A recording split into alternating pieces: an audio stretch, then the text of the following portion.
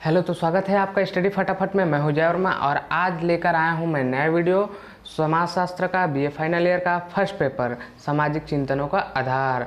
और इसमें हम देखेंगे फर्स्ट चैप्टर जो अगस्त काम्टे के बारे में है। और अगस्त काम्टे कौन थे सभी जानते हैं, समाजशास्त्र के विद्यार्थी कि समाजशास्त्र के जनक के रूप में उन्हें माना जाता है, क्योंकि समाजशास्त्र का विधिवत अध्ययन समाजशास्त्र के रूप में किसने प्रारंभ किया? अगस्त काम्टे ने। उससे पहले समाज का अध्ययन होता था, किंतु अर्थशास्त्र या दर्शन के रूप में जो भी विद्वान किए हैं उसके रूप में। तो अगस्त काम्टे का जन्म 1796 में हुआ। ये फ्रांस के थे, ये ध्यान रखना जरूरी है, ये फ्रांस के थे।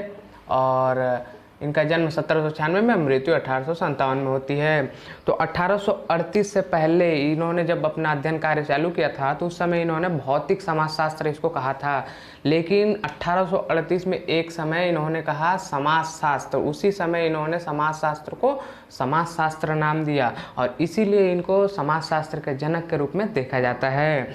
तो और इनके बारे में देखते हैं कि इनके ऊपर बेंजामिन फ्रैंकलिन का प्रभाव था और सेंट साइमन का प्रभाव था। इन दोनों लोगों का प्रभाव था, दोनों भी बहुत अच्छे विद्वान थे। बेंजामिन फ्रैंकलिन इनके कॉलेज में प्रोफेसर थे और सेंट साइमन के साथ इन्होंने 1818 से लेकर 1824 तक कार्य किया था। तो समाजशास्त्र को देखते हैं कि समाजशास्त्र को इन्होंने क्या क्या दिया है। सबसे पहली बात, समाजशास्त्र ही इन्होंने दिया।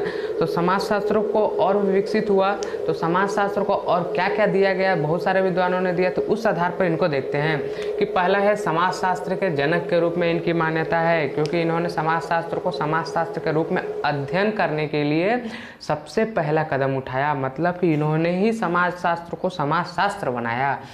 और दूसरा है प्रत्यक्षवाद। प्रत्यक्षवाद इनकी एक अद्भुत देन है समाजशास्त्रों को, कि प्रत्यक्षवाद को ये एक पद्धति के रूप में, पद्धति मतलब प्रणाली के रूप में, विधि के रूप में मानते हैं। तो प्रत्यक्षवाद किसी भी चीज़ को, समाजशास्त्र को ये मानते हैं कि समाज में जो घटनाएं घटित होती है उसको अवलोकन, वर्गीकरण, तार्किक रूप से हम प्रत्यक्षता नियमों का खोज कर सकते हैं और समाजशास्त्र को वैज्ञानिक विधि से नियम खोज करके समाजशास्त्र को वैज्ञानिक बनाया जा सकता है। तीसरा है 3 स्तरों का नियम। 3 स्तरों का नियम इन्होंने दिया। 3 स्तरों का नियम में क्या क्या नियम था? पहला धार्मिक नियम, दूसरा तात्विक स्तर था, तीसरा था वैज्ञानिक स्तर। इसको आगे हम पढ़ेंगे।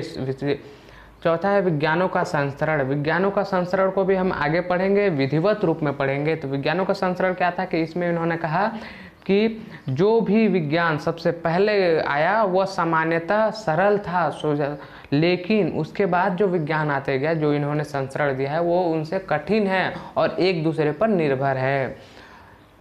पांचवा है समाजशास्त्र में सावयवी अवधारणा। ये समाजशास्त्र को कहते हैं कि जैसे कि हमारे शरीर में, सावयव मतलब हमारा शरीर, तो शरीर में हाथ है, पैर है, सब एक अच्छे रूप से कार्य करते हैं। तो यह बोलते हैं सामूहिक रूप से जो समाज है, समाज में जितने भी अलग अलग समुदाय हैं, ये समुदाय अलग अलग अंगों की भांति कार्य करते हैं और समाज को व्यवस्थित रूप में बनाए रखते हैं।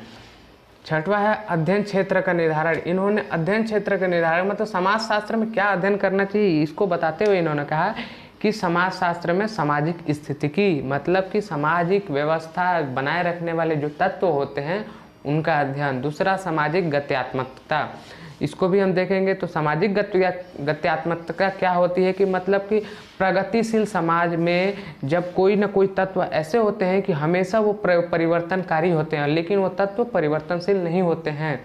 जैसे कि बुद्धि को देख लिया जाए तो बुद्धि हमेशा परिवर्तनशील रहता है, जरूर कुछ ना कुछ नया करने की सोचेगा, लेकिन बुद्धि क्या परिवर्तन होता है? नहीं, बुद्धि वही रहता है, किंतु वह परिवर्तन सोचने में करता है अपने। सातवां है सामाजिक पुनर्निर्माण। इन्होंने समाजशास्त्र के अंतर्गत ये कहा कि जो सामाजिक पुनर्निर्माण है वो भी किया जा सकता है। आठवां है मानवता को धर्म का संदेश। ये धर्म को विरोधी नहीं मानते विज्ञान का, यह कहते हैं कि जैसे समाजशास्त्र का और अन्य विज्ञानों का भी यही ध्येय रहा है, ध्येय मतलब उद्देश्य रहा है कि लोगों का हित हो, लोगों का अहित न हो। मतलब कि अगर विज्ञान को देखा जाए तो विज्ञान के उपकरण से हमें फायदा ही होता है। यही धर्म भी चाहता है कि धर्म से उसके लोगों का हित हो, मतलब भला हो, लाभ हो, हानि न हो। तो दोनों का समन्वय, तो मानवता को धर्म का संदेश भी ये देते हैं। और सामाजिक प्रकृति का अध्ययन, ये 9वां है कि सामाजिक प्रकृति का अध्ययन, कि सामाजिक जो भी घटनाएं घटती है वो किस रूप में घटती है, क्या कारण है, घटनाओं के पीछे का कारण, उसकी प्रकृति मतलब स्वरूप बोल सकते हैं कि स्वरूप क्या क्या है उसके। विभिन्न विभिन्न घटनाओं के अलग अलग स्वरूप होते हैं, अलग अलग समाजों में अलग अलग स्वरूप होते हैं। तो वैसे ही सामाजिक प्रकृति का अध्ययन के लिए भी इन्होंने बहुत सारे नियम दिए। तो 9 चीज़ें हैं जो समाजशास्त्र को किसने दिया, अगस्ट काम्टे ने, जो समाजशास्त्र के जनक हैं। अब हम देखेंगे 3 स्तरों का नियम। 3 स्तरों का नियम मैंने बोला था, विवरण में देखेंगे क्या है। पहला धार्मिक स्तर, दूसरा तात्विक स्तर, तीसरा वैज्ञानिक स्तर। तो धार्मिक स्तर में क्या कहता है कि मनुष्य जो है धर्म सबसे पहले जो चिंतन करना चालू करता है, सोचता है, तो धर्म के आधार पर सोचता है। यह आदिम मानव की प्रवृत्ति के अंतर्गत इन्होंने 3 और उप स्तर बताया है धार्मिक स्तर में। पहला क्या है कि प्रेतवाद, प्रेतवाद या जीवित सत्तावाद। उस समय मनुष्य क्या कहता है कि हर जीवित प्राणी में और अजीवित प्राणी सब में वो चाहता है कि उसमें जीव है, वो पेड़ पौधे सभी में जीव मानकर चलता है, और टोना टोटका अंधविश्वास में वो विलुप्त हो जाता है, मतलब कि उसी में खोया रहता है। वो हर चीज़ का कारण यही सोचता है कि जरूर कुछ न कुछ घटनाएं इनके कारण हुई है। वह था प्रेतवाद, और इसको अगस्ट काम्टे कहते हैं कि यह आदिम युग की विशेषता है। किसके आधार पर कहते हैं, क्योंकि अभी भी जो आदिम समाजों के अंतर्गत रह रहे हैं आदिवासी समुदाय के लोग, उनका जीवित सत्तावाद अर्थात प्रेतवाद में बहुत सारा विश्वास है।